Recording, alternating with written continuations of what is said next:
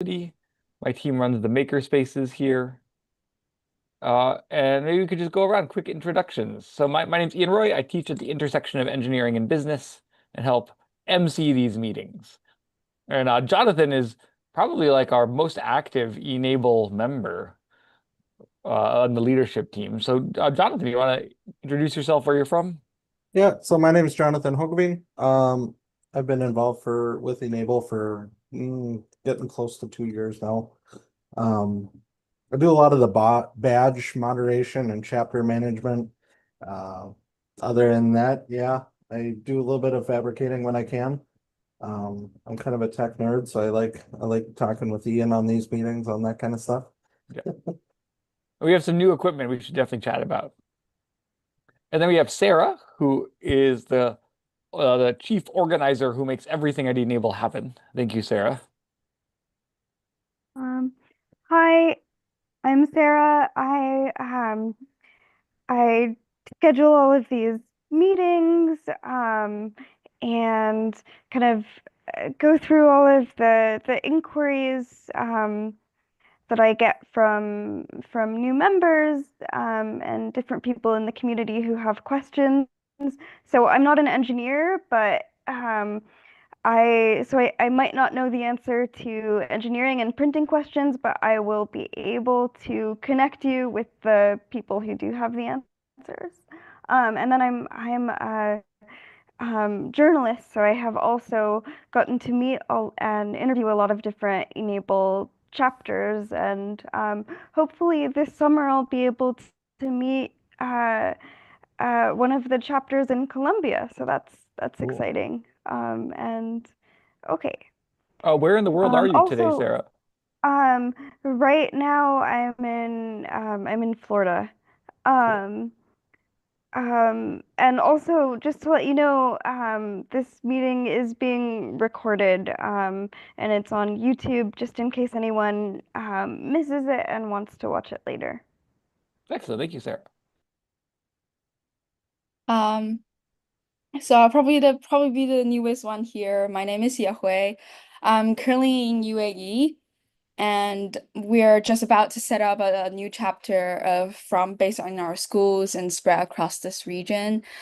And we've just finished our test device and hoping to get us on to the chapter soon. Super cool. Um, but just to say, I'm still a high school student Cool. currently, but I'm head of innovation in my school. Very Um, cool. so we work a lot about around those kind of technology stuff, including 3D printing. However, I'm not really quite an engineer. I lit Yeah. the like the test device is literally my first 3D printing Yeah. thing. Super But it's a cool. process. One of our early students when we were starting our makerspace over 10 years ago, uh, is now a professor at the University of Artificial Intelligence, right, in UAE. I don't know how far Oh, that is from you, in Abu Dhabi. okay. And I know that he would love to connect. We could give you his contact info. He's been working on their makerspace culture there, and they're building so much cool stuff at that university. Oh, definitely, definitely. So Do I'll make you- sure I'll find his faculty profile here. Okay. Uh,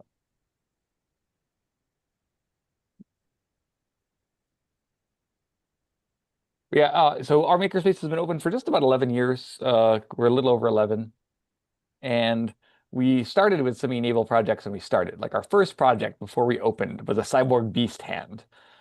Back when the printers weren't as good and you couldn't get these nice kits from 3D Universe that made it all possible. Which model kit are you building to start?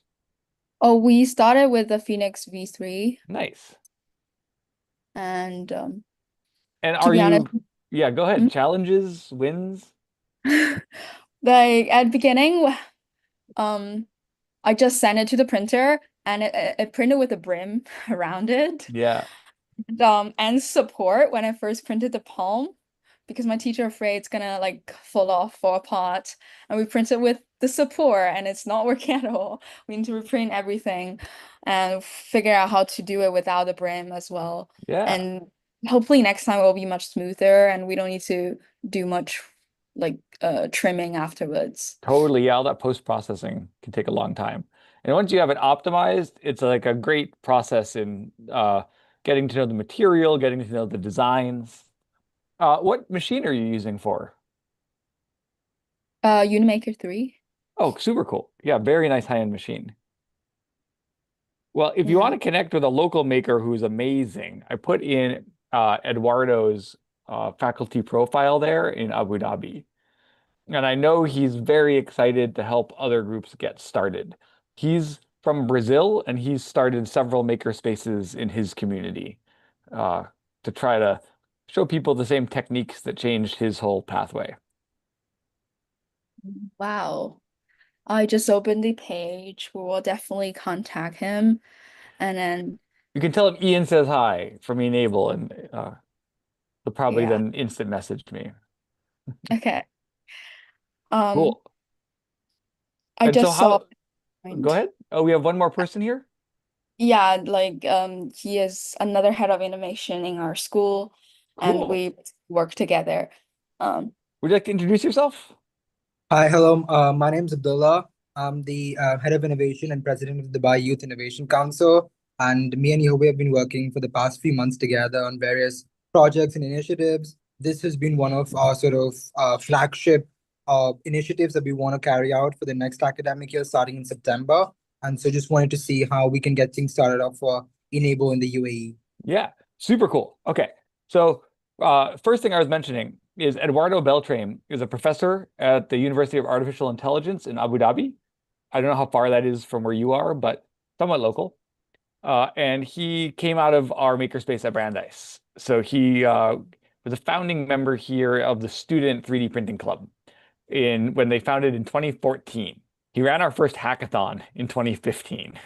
So he's been doing this a while, and he's very interested in tech for good. He started a bunch of makerspaces in Brazil, where he's from.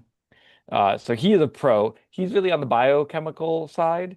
His claim to fame, he published one of the first articles on how to 3D print biomolecules, how to take like a data set from something like the protein data bank and render it in plastic.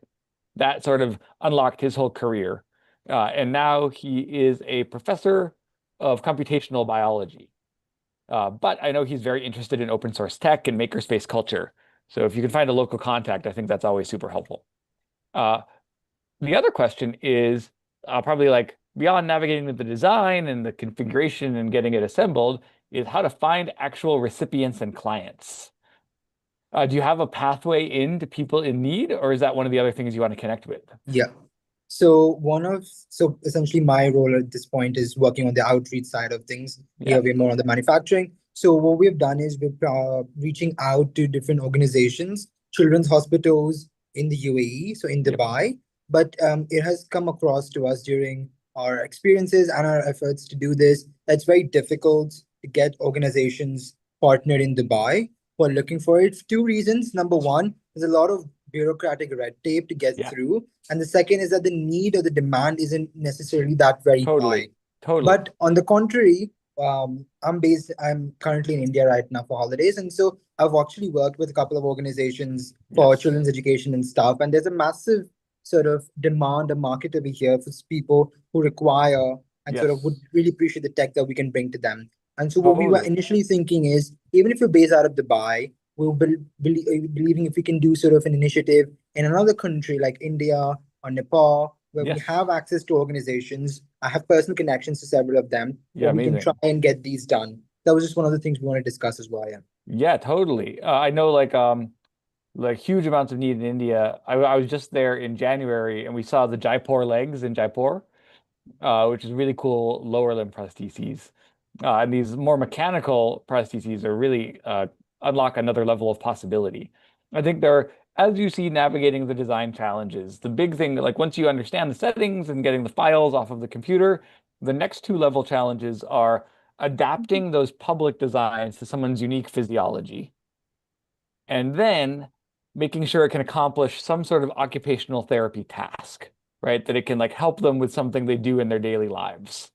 So those are two separate challenges.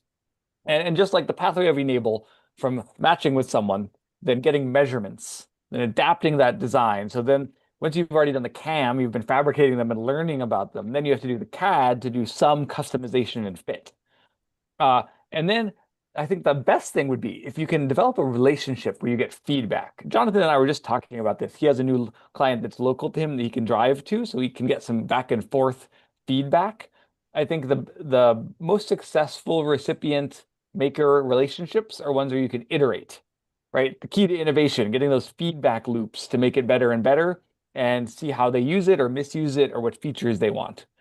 And being able just to foreshadow is often a pathway into this open source assistive device conversation where you start designing upper limb prostheses and you realize what the client really needs is a better doorknob and a better built environment. And so like the next step, I don't know if you've seen like Makers Making Change, makersmakingchange.com. I'll put a link in, is a website that has a ton of open source assistive devices that as you're meeting with people, you might want to make that first measurement set and get the hand fit and everything. But then as they use it in the feedback loops, think about how you can also make their built environment more accessible.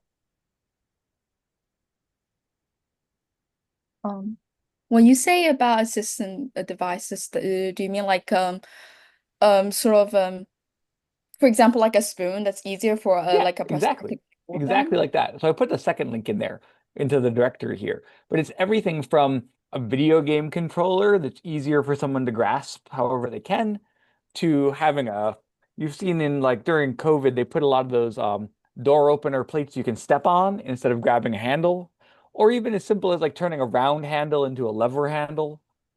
And I think one of the cool things about universal design is it makes the world better for everyone, right? Like having the example of that round doorknob.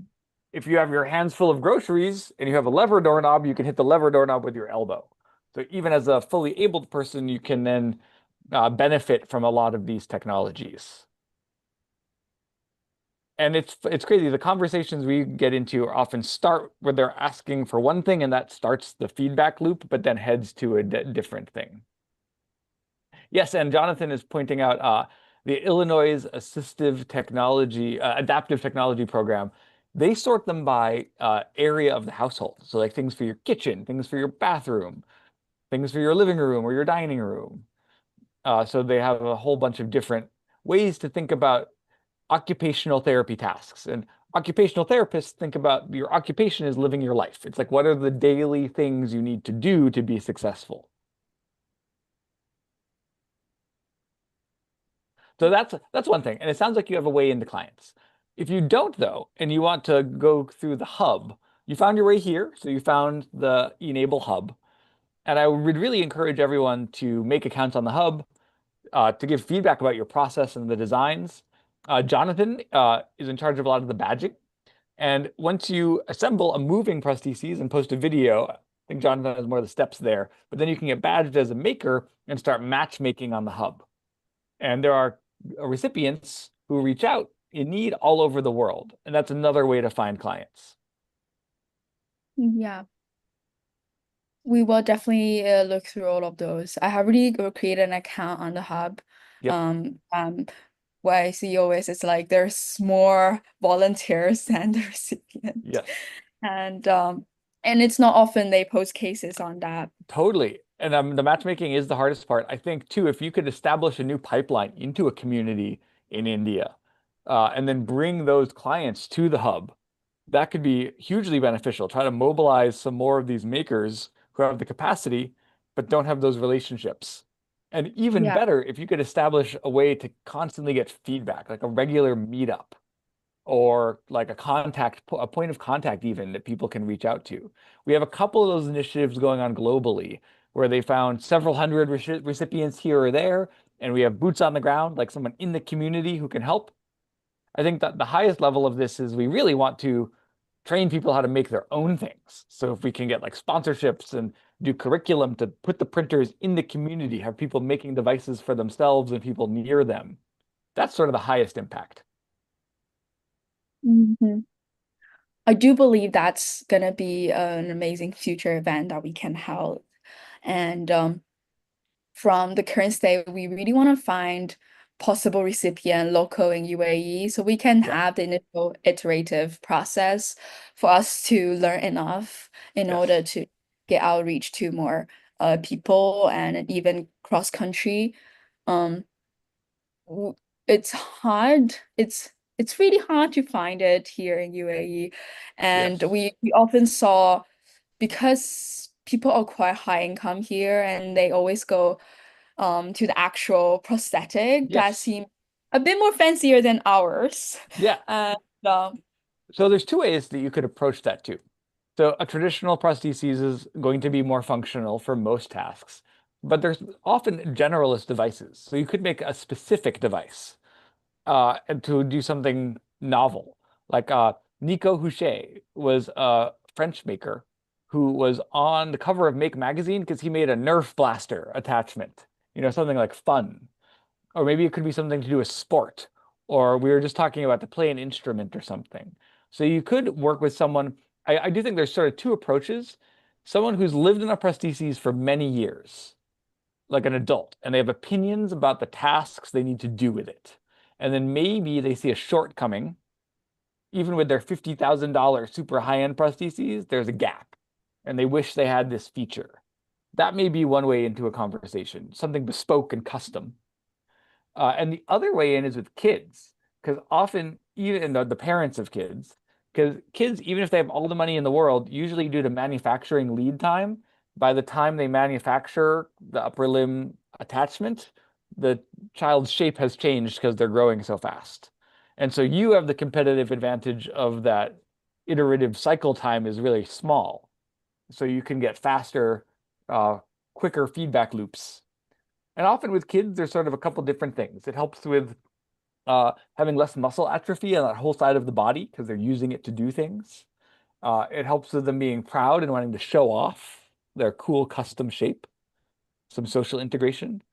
And it can help them use their adult prostheses better because they've gotten more used to it earlier. So there may be a couple gaps you could find there.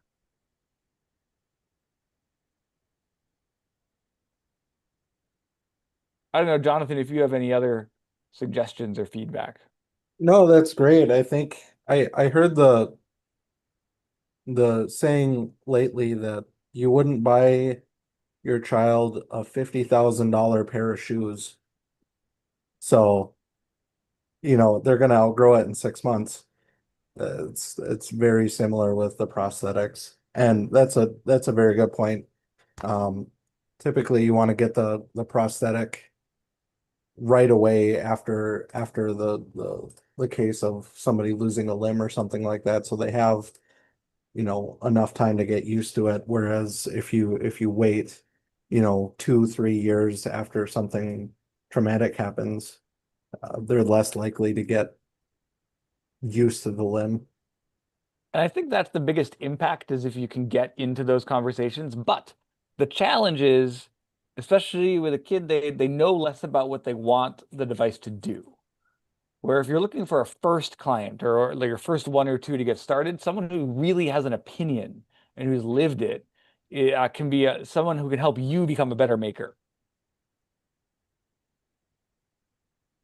we The will thing that need we to don't figure want to out. do that we often see a lot of groups doing is just making like 100 hands that fit no one and putting them out in the world. And I think if you can flip that and instead of like being device centric, be client centric and really like work with someone where they're willing to spend some time with you over several months and do several versions and give you the feedback as a maker about materials and infill and shapes and where the pain points are, how the fit is, all of those things, I think you'll be better for your next client. Definitely. We are also still learning about like actual sizing and fitting within your human being, and especially whether it can be done in a virtual space or like offline, whether which one is Yes. better, and in terms of maybe first step, what we can try in terms of sizing. I put a link there to a model repository. So one of the things my team is working on is making the files more searchable. So we have the hub directory and we have the recommended devices, but there's so many community devices and there's more all the time. So the other thing you could think about is even if you're only working with a client or two, you could think about remixing a couple of these public designs into something, but adding the features that the people you work with desire and then re-releasing that back to the hub. And then my team will scoop it up out of the hub and try to put it into this repository. So we're trying to make this super searchable into more different like community designs and one-off customizations. And the other thing that they have there are things even so going from not just from like a upper limb difference that's a wrist, going from a single finger, like a traumatic amputation of a finger and like a shop accident. There's some really cool public designs for things like that, all the way to an elbow. So they sort of have a big spectrum of different shapes that you can adapt from. And the mesh handling, one of the challenges is most of these are mesh files. They're not parametric solid model files. There are some like step files, but they're a little more locked. They're a little harder to manipulate. So in terms of software, you do often, I think there are some guides on how to do sizing where you need like a picture from a couple different angles minimally with like a ruler for sizing. But that's a high technical barrier. And one of the other things we're thinking is like, can we use like 3D scanning technology and some modern design tools to make this a little better, right? Like a lot of high-end phones now have a scanner in them that's pretty good. And you might be in a community that has more access to that type of scanning technology that could pioneer some of that. To be honest, a phone can do. Previously I 3D like scan like an actual toy that's done in like 5 minutes. So Yes. it's actually a way.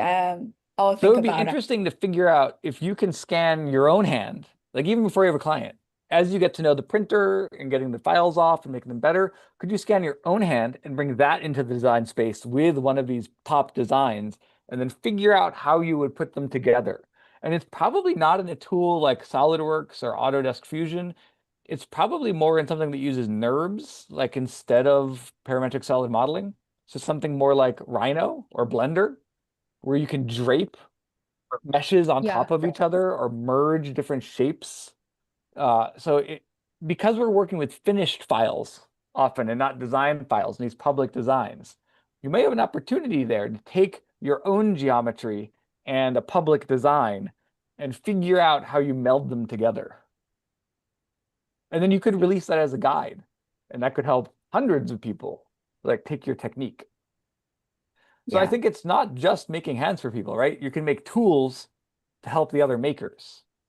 And the other help there is you were mentioning like insurance and legality. I think like some like United States healthcare system, we have to have a lot of waivers and we can't work. Most doctors don't want to work with these tools.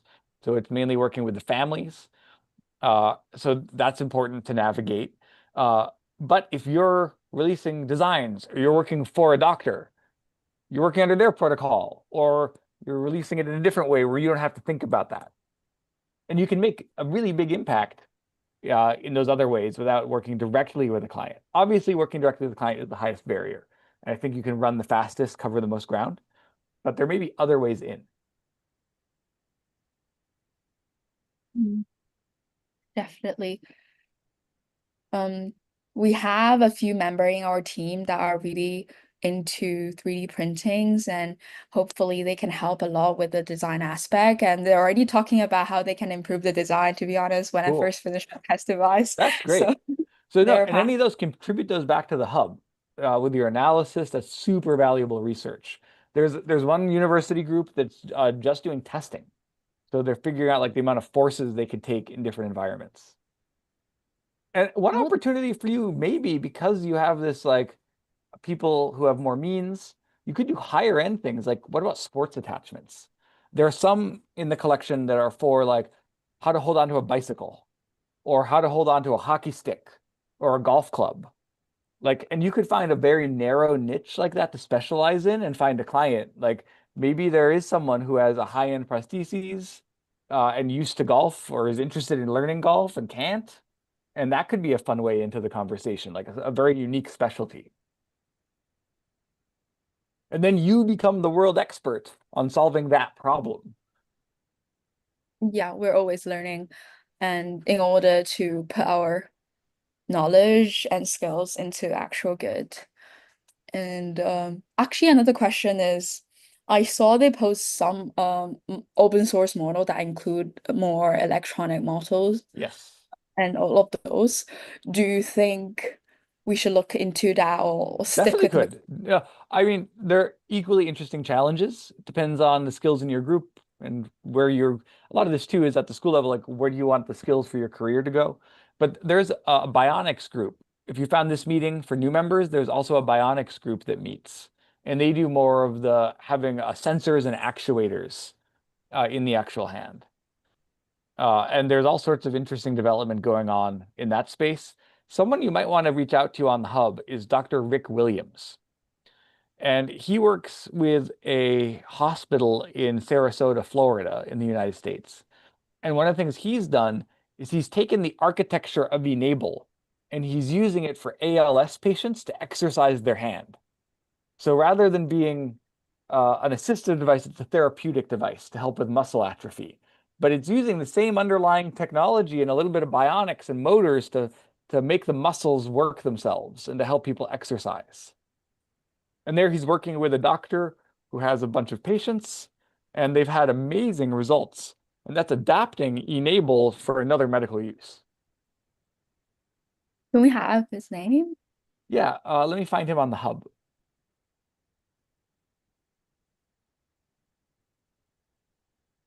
He's doing all sorts of sci-fi things. Like he made one that he was showing us that was made out of, he replaced the fingers with bicycle chains.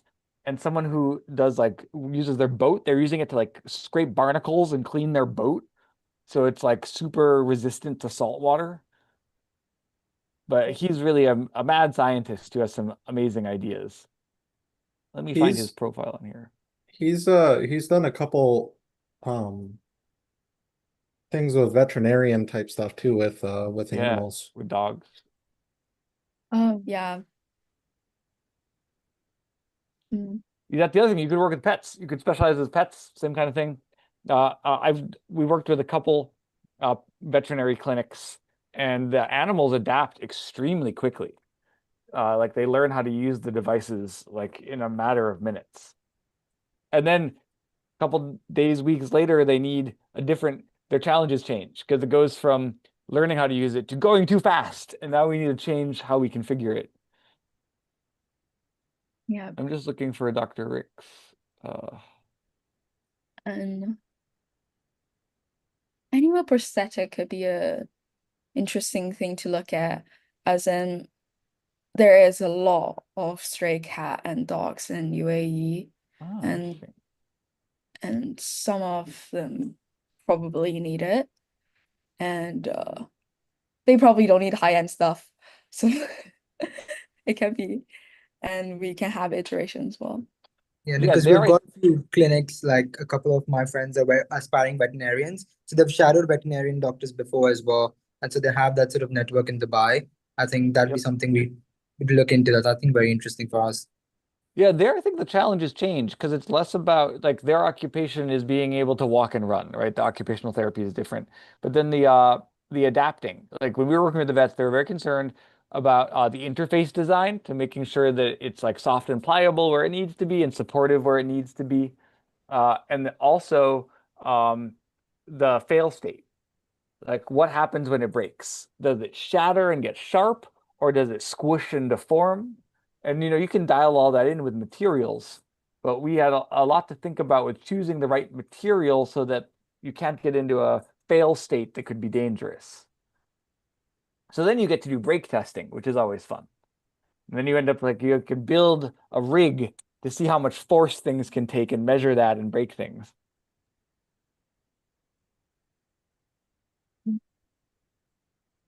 Seems a lot to explore. Yeah, so and I think part of this is like having a conversation with your team about like road mapping that. Like you don't have to pick one right away, but you could sort of like rank the things you're most interested in, everything from information design to creating and releasing a new device, animals, wrists, fingers, like where you want to go, and then seeing where the opportunities are in your community. And it doesn't have to be just one. You could just put a couple out there, see what sticks. That sounds great. Just to circle back to the collaborations once more. You Yes. mentioned about coming to India in Jan and having that organization in Jaipur. We've got a couple of team members who are actually from Jaipur, and so I think Yes. building that relationship with them would be relatively beneficial for us. So you could just give me the name of that organization or any So like. I don't know the organization, but there is a lower limb prosthesis that came out of Jaipur uh, that is called the Jaipur Foot. Here it is. I'll put the link in. And we just kept hearing about this and then found some. Jaipur Foot, also known as Jaipur Leg, people with below knee amputations. There's the Wikipedia. Here we go. World's largest organization with 2.2 million beneficiaries. That should be the contact you're looking for. Perfect then. Right. So what For we'll try, for we'll just lower. reach out to them then and see where that takes us. Because if they have for 2.2 million beneficiaries, I think that'd be a good starting point for us then. And I bet they know the gap of upper limb that they encounter there too. Yeah. Do they only do lower limb or? Yeah, so this is a particular design for below the knee. Okay. And below the knee is extremely complicated. It's really cool what they've been able to do with a fairly low-tech solution. Mm-hmm. Have you seen Hugh Herr's TED Talk on lower limb bionics? You should watch this with your whole group. This is an MIT professor. It's a couple years old, but it's an extremely inspiring story about bionics development. Stop taking meeting notes and We will definitely look at that. I would do a group Sorry viewing to 'cause drop off. it's very powerful. I'm sorry to drop off. I just have another meeting in about 5 minutes. Absolutely. Very But nice to meet you. Great Reach to out on meet the hub you. if you have any questions. Absolutely. Thank you so much and look forward to taking this collaboration partnership much further. Good luck. Thank you. I guess I can stay a bit longer. Um, I'm like in UAE, there's actually a girl last year who did a lot about prosthetic, but he did more into the integration of BCI with the prosthetic. Super cool. Love it. And but it's definitely much complicated Yeah. and it's more currently it's working sort of, it can grab. But the case is how to convert that into a daily product. You still Yeah. require a lot of electrodes. It's complicated um around your head, and but we don't really have specialization in In this. BCI, we're using open BCI or just like a headband. Let me check. Okay, cool. We do a little bit of that. We have a neuroscience group here that's really interested in some of that stuff. One thing that I've always wanted to do, though, that may be a very good one for your community could be like drone racing for people with limited mobility. I've always wanted to figure out how we could do make a drone interface for eye tracking.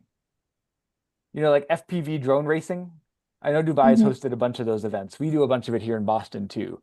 You know, the little racer drones that you put the goggles on and you fly in the VR headset. And now there are all these VR headsets that have eye tracking built into the goggles. And I wonder if there could be an opportunity to do an eye tracking like drone experience for someone who's like locked in or has very limited movement, like someone with MS or something. We have done a bunch of like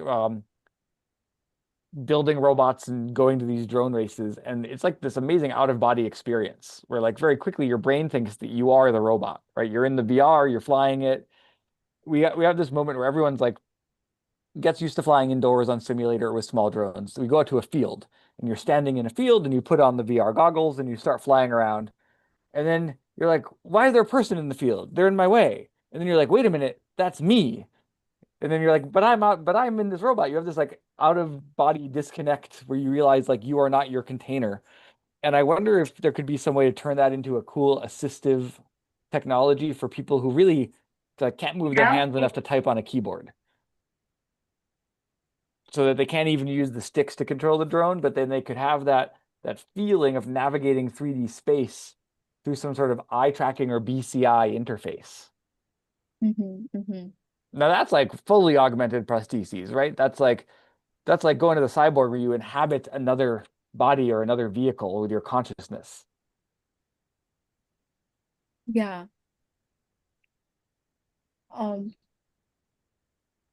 And I think here is the video.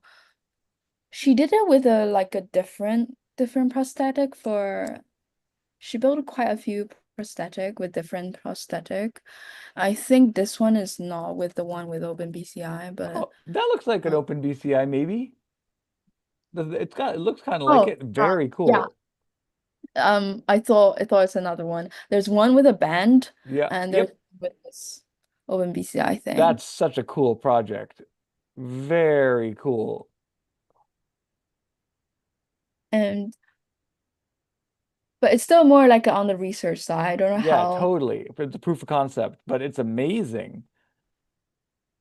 Yeah, if you have expertise like this, I think your thing might be working with a couple of clients who have a similar problem to get deep feedback on a deep research and then releasing a new design. Like becoming an expert in something novel could be really interesting for your group.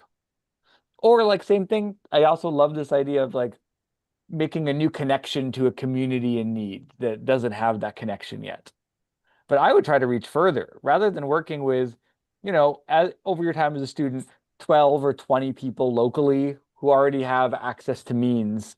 If you could either unlock a whole new community in India that doesn't, or find a new way to build a thing like this that solves a problem that hasn't been solved yet, I would go for one of those higher barrier things that not every group has the resources for. Yeah, we should definitely discuss it with the rest of the team and then see which way we can go with a better outcome. Definitely. Possibly. And if we could ever facilitate a discussion at one of these meetups or make a meetup for your team, definitely reach out on the hub. We could figure out, could do some sort of like strength weakness analysis or like a ranking activity, like a design thinking activity ranking where the possibilities are. Yeah. Jonathan, what do you And think? How would you approach this? I think I think there's a gap in our bionics development. We have quite a few hands that have great physical and electronic capability and not accessible ways to control it. Yeah. So like the open BCI we were just talking about a little bit, we're talking a couple $1,000s to get into it. That's hard to do that with our, you know, uh, free structure and prosthetics. Totally. yeah, One of the things that makes the e-NABLE so popular is the low barrier to entry. yeah. If we're doing anything with BCI, will definitely be an electromotor one, with to be honest, no mechanic, not too much mechanic way of Yeah, moving. here is let's see if I can, where did I put the link? Here's a one we were just talking about like like an hour ago now, but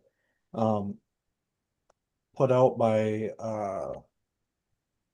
Oh yeah. Hugging Face. So Eric Bubar shared this one a couple days ago, but just an awesome hand design, but I don't know the application of actually having it functional on somebody that's as an example missing a hand. Yeah. This seems more like a robotic for a robot. Um, but it's cheap. It's not that bad. The other thing about the actuation, I think Jonathan's right on that like how do we get the sensors on the human side? Something like I know these are a little older, the Myo armband, but like some newer technology like that. That's like as the sensors are getting cheaper, I know that one of the most powerful experiences for me was when someone took off their traditional like $20,000 prostheses and handed it around the room and let us like touch the interfaces on it that their muscles use to turn on the motors. And it's similar to this. And I wonder if like that type of sensor development could be integrated into some of these existing designs. Like another way you could go is specializing on the human side of the interface. Since there's lots of great arms like this, the problem is how do we get the information from the human's brain to the prostheses? And often it's the whatever remaining musculature they have in their upper limb is the point where we can get that input to the machine. Yeah, muscle control one more so. Yeah. Yeah. And what's cool about that from an R&D perspective is you can If you're proof the hardware and using software any on yourself and then figure out how to fit it to someone. But if you make it work, I always like these R&Ds that you can go faster because you can work on it with your own shape and then open it to other people. Mhm. When you say like working with your own shape, Yeah. but So like I one of the things can't. I mean is like one of the things I want to do in like my class soon. So I do a class where as a 2-week project, we build the Phoenix V3, we moved back to the V2. We moved to the V2 because the V2 has that slot where you can put your hand through it. And one of the things I want to challenge our prosthesis club this fall is to make a hand that fits your hand. Like, right, like adapt the Phoenix hand so that you can fit your hand in it and operate it. And then spend a day using that for all the things you use your hand for in that day and see what and like make a journal of the challenges. Because you should be able to accomplish more with it without limb difference than someone who's working from just a wrist, right? It should be even better for you. And if you think it's terrible and really hard to do stuff, like that's a great opportunity to analyze what could be better. Or even like what Yeah. are the actual shapes that you need to do stuff? Like typing on a keyboard, we are just talking typing like playing a piano, those are really high barrier. But what about like what kind of doorknobs do you encounter in your day? Like what type of stuff do you have to pick up to eat and drink? Uh, like do you drive a car? Do you ride a bike? Do you take public transit? What are the challenges of moving through your world? Mhm. It's really about like the grip strength that I have. Yeah. We realize this with Phoenix 3.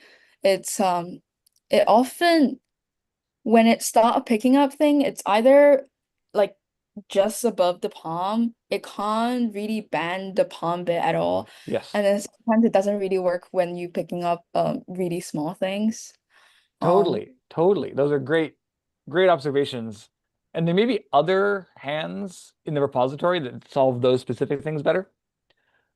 One of the things I see as the weakest point is the weakest point, the hardware, right? The 3D printed hardware. Instead of using screws, using like 3D printed assembly parts, those become your failure points. it break easily. They can't hold that much weight and they can't do that much repetition over time. Also, the braces rubber bands, like the smaller rubber bands, we can do like much better stringing in some of the other models that have rubber bands that last longer. And so thinking about replacing those with the actual screws rather than a 3D printed one. Like That that's how the Cyborg Beast and some of the earlier hands work. It's also partially they're not made to last forever, right? Like they're how many months does an enabled device work on someone? And then what pieces fail and what pieces can be replaced? Like some of those like what's the product life cycle? Mhm. And Do we those are have things tests? you can test on yourself. Okay. And I think the magic of the Phoenix V3 is that it's how you can learn about the architecture of all of the hands. And they all has like similar design logic. Mhm. Yeah, it all look really similar, and then it's actually amazing to see how the mechanic work as a starting point, especially for us who don't have much experience with the prosthetic design. Yes. And because we're also we're based in a school and we have a lot of lower year groups that we do DT, design technology, where they have unit about 3D printing. We're thinking whether we can replace that with printing a hand. Yes. And but it's another thing is we don't have much printer, and it always take a long time to print one single piece. Yeah. It's like there isn't, to be honest, I don't think there is any way to solve it. You just need more printers. Totally. You just need more Yeah, printers. just And more printer. so we went the direction of getting a lot of smaller, lower cost machines. So we have about 50 of the Prusa Minis, those small machines that are like under $500 each. And that way we can really do like a full class can make them in between a day. You know, they can turn it around a bunch of 24-hour prints to make something. And I'm really interested in how we can build exactly what you're saying, build this into an engineering class as part of the curriculum. Mhm. I When we could show discussed you, yeah, I could show factors. you what that looks like in one of the classes I designed. Let me open it up. It's a good last topic.